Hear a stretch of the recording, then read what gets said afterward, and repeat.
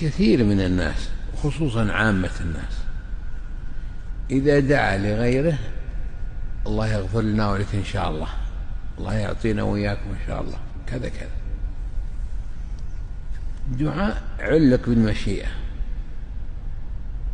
طيب في الصحيحين عن النبي صلى الله عليه وسلم قال إذا دعا أحدكم ربه فليعزم المسألة وليعظم الرغبة ولا يقل اللهم اغفر لي إن شئت اللهم ارحمني إن شئت، فإن الله لا مكره له. بالرواية الثانية لا يتعظمه شيء أعطاه. لماذا نهي عن تعليق الدعاء بالمشيئة؟ وهي مشيئة الله جل وعلا لأمرين كلاهما لا يليق منك بحق الله جل وعلا. أحد الأمرين إنك تظن أن الله تعالى قد لا يقدر على تحقيق المطلوب، هذا سوء ظن بالله، ذلكم ظنكم إذا ظننتم بربكم أرداكم،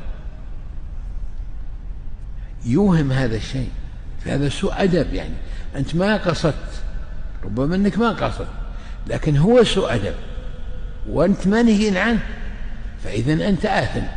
إذا كنت تعلم أنك منهي عنه ومأمور بعزم المسألة وتعظيم الرغبة ولم تفعل فأنت آثم عاصي لله ورسوله.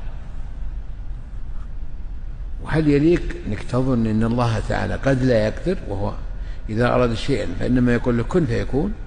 هذا نوع من الشك في قدرة الله أو في غنى الله جل وعلا،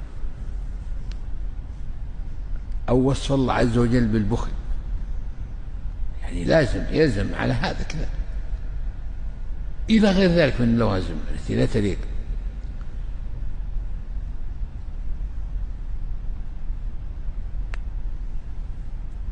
فليعزم المسألة.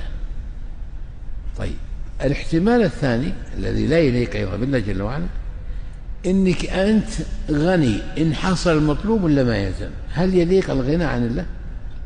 يليق بك الغنى عن الله جل وعلا؟